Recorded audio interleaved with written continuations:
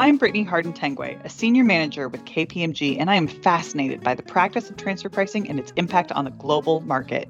Join me each episode as I explore the transfer pricing world with specialists who will explain the ins and outs of this niche practice where tax meets economics. Welcome and willkommen to continental Europe, where we'll be discussing relevant topics and trends related to tax controversy and disputes. I am very happy to have with me today Jens Lamberg Karremen, a partner with KPMG Netherlands with a focus on transfer pricing, who spent the first part of his career with the Dutch Tax and Customs Administration, where he was a member of the Dutch Revenues APA and ATR team. Thank you for being here. You're welcome. Nice to be here. And then also I have Holger Peters, a partner who is the head of Global Transfer Pricing Dispute Resolution Services in KPMG Germany. Thank you for being here, Holger. Thanks for having me. It's my pleasure. Wonderful. And I understand that the both of you are involved in a newly formed initiative that KPMG is working on. Would you describe to me what you are doing globally? Yes, Brittany. Within KPMG Germany, we have established long years ago a global steering committee which coordinates all the tax and transfer pricing dispute resolution work within KPMG globally. And more recently, we have now established a joint group which combines all the advisors from all the member firms globally that deal with transfer pricing controversies. They originate from different groups within the law firms, from the transfer pricing department, from VAT department, customs department, all kinds of experts. And we now combine them in a team that is acting globally. And I think especially when it comes to cross-border disputes, this really helps us to even strengthen our practice here. In the Netherlands, we've recently established a tax and transfer pricing practice, also combining various people with various skills to work on controversy type of work. So really is strengthening that global network and making sure that when taxpayers request and work with KPMG, they're getting a coordinated view. That's great. Absolutely. And I think tax controversy and transfer pricing controversy has really become a specialism in itself. It's a critical part of the transfer pricing life cycle. It's the part where you decide if you got it right. Indeed, yeah. And that's what we're here to talk about. I want to start with an overview of the trends we're seeing in your respective jurisdictions. So, Jens, let's talk about what's happening in the Netherlands. In the recent MAP statistics issued by OECD, there are also some awards being issued to countries that had been successful in 2022 in issuing maps or resolving cases. And actually, Germany won one of the awards and the Netherlands won two. Sorry, Holger. That's right. The Mutual Agreement Procedure, or MAP program, is a dispute resolution mechanism that enables competent authorities from different countries to interact with each other to resolve international tax disputes. The OECD releases statistics on the status of MAP cases each year. We released an episode in January 2024 that explored some of these results. The Dutch won an award for the shortest average time to close transfer pricing maps. It's down to 19 months, and that was 2022. Tax authorities have really invested in a good map team. And recently, they have revamped it and actually built a team in the tax authorities where some 24 people are full-time working on maps, APAs, BAPAs, MAPAs, bilateral advanced pricing agreements. And they've been quite successful. That's great. A dedicated team to focus on dispute resolution through maps, advanced pricing agreements, whether bilateral or multilateral, were accepted. What you also see in the Netherlands on the negative side is that the tax authorities have become a bit more strict in terms of transfer pricing, technical discussions. They're taking cases to court. They're also successful in that respect.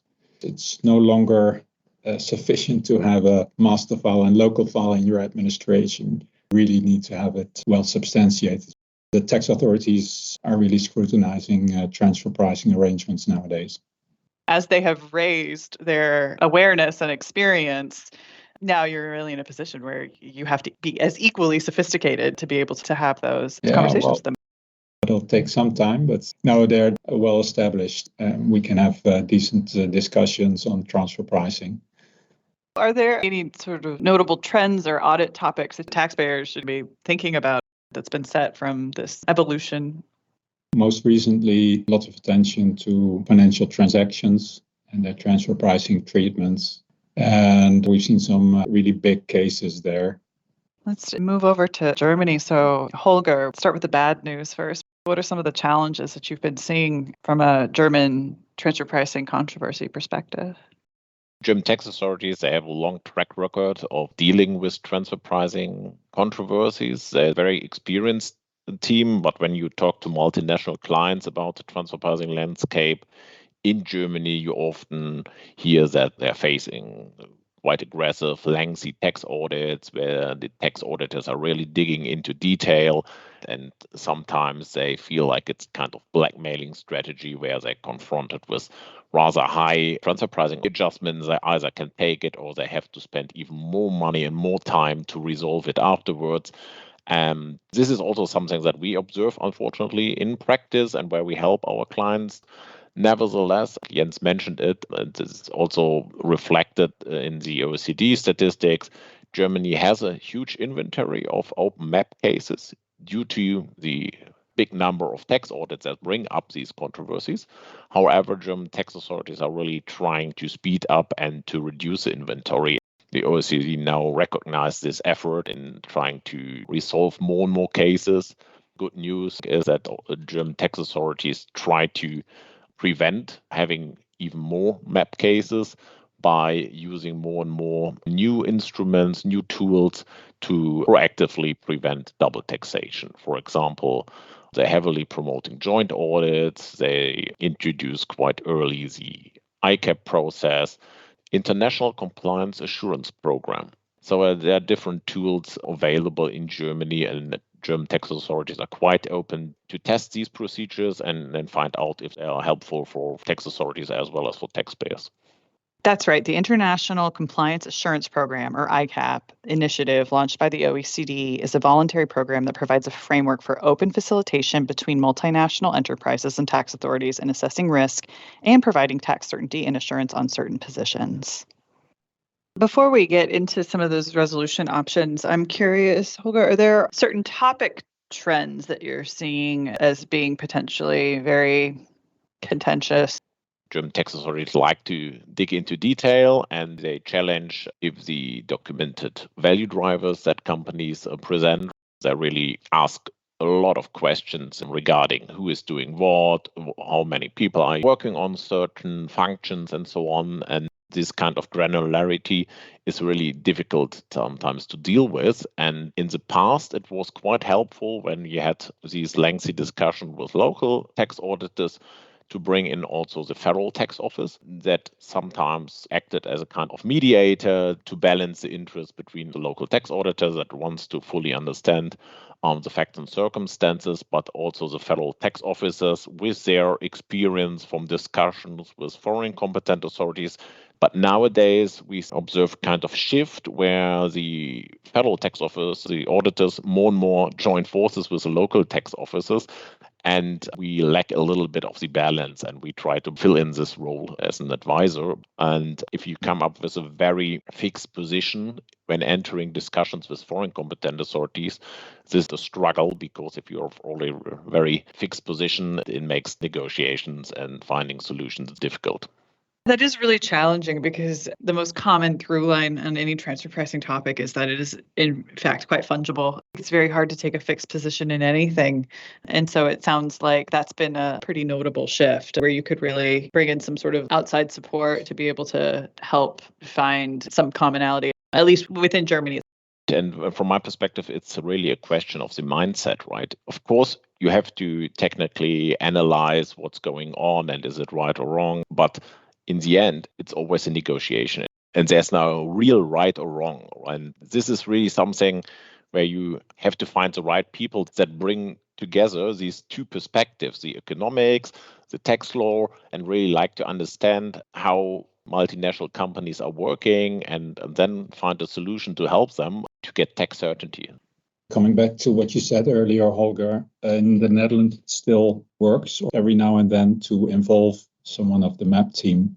If you're stuck in a technical discussion in detail with a local tax inspector, if you involve the MAP team, then at least someone else will have a look, and someone who also thinks it may be better not to get this case into MAP, and may also tell their colleague that we should find some kind of a solution before ending up in MAP. We also see sometimes that the Netherlands competent authorities, any foreign competent authority, could be helpful if they get involved in a transfer pricing discussion. I have an example. Our colleagues in a southern European jurisdiction had a discussion with tax authorities where they thought that the transfer pricing and tax adjustments were being based on political reasons. They were being treated worse than their competitors. And by involving, in this case, the Netherlands competent authorities, they were able to attract a neutral view. And the Dutch started looking at the case because of a common interest from the Dutch perspective. It was a Dutch holding, Dutch financial center. And by doing so, the other tax authorities took a more cautious position and less aggressive. That sounds like a really nice solution. If you don't feel like you're getting anywhere, like unilateral negotiations with your respective tax authority, as it sounds like it's growing to be quite more and more common in Germany. These are cross-border transactions. There's going to be somebody on the other side that's going to be also very interested in how things play out. So I guess, Holger, what's the light at the end of the tunnel? How do you find your way out of this dark, dismal, downward spiral of fixed positions and no room for negotiation? Yeah, that's a good question. I think one of the ways out is kind of joint audit, where you bring directly the tax authorities of 2 or even more countries that are involved in a case to the table and have them discuss the transfer pricing topic together. That's a huge benefit and very efficient procedure compared to having 2, 3, 4 local tax audits where each and every tax authority has come to a separate conclusion. Then you have to enter mutual agreement procedures to somehow bring these different positions together. So if you directly discuss with all tax authorities involved about the case and so that they can agree on joint position, this is really the perfect fit, especially for transfer pricing cases. And Jens and myself, we were part of one of the first joint audits that took place between Germany and the Netherlands. And it was a rather complex transfer pricing setup in the automotive industry. And in the end, we found a very good solution. The Dutch as well as the German tax authorities, they really invested time in the case. In the end, they found a solution within less than 2 years. So this is procedure that the tax authorities in Germany are heavily promoting. They want to establish more and more joint audits, and they have already concluded successfully around 300 joint audits, mainly with other European countries, but also with countries outside Europe.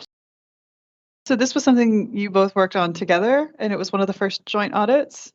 Indeed, it was. We were part of the pilot study that helped to gain experience and establish this procedure. And in the end, it was implemented. Nowadays, the procedure is up and running and helps taxpayers really to avoid double taxation.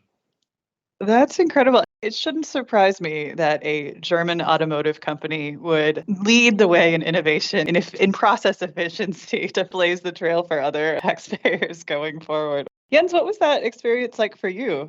I'm curious as to the genesis of it.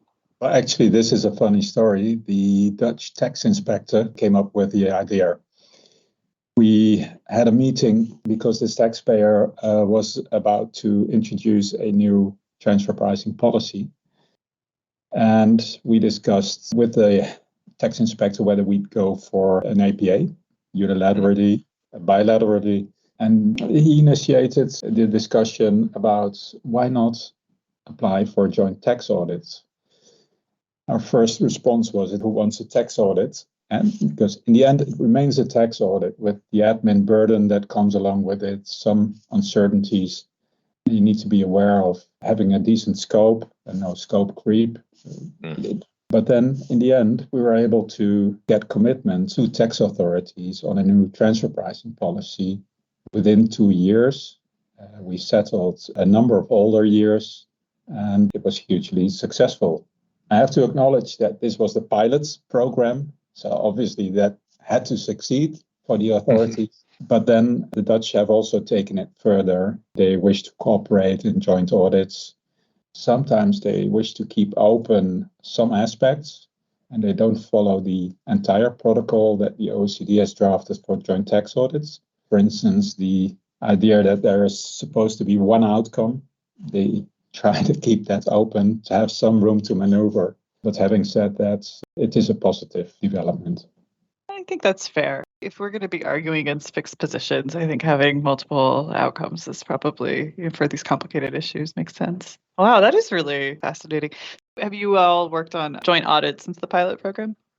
Yes, quite a number of joint audits with different countries, Scandinavia, with Austria, with Netherlands. We recently discussed opening joint audit with Canada. It's not a one-size-fits-all. It really adds to the landscape of tools for the tax certainty.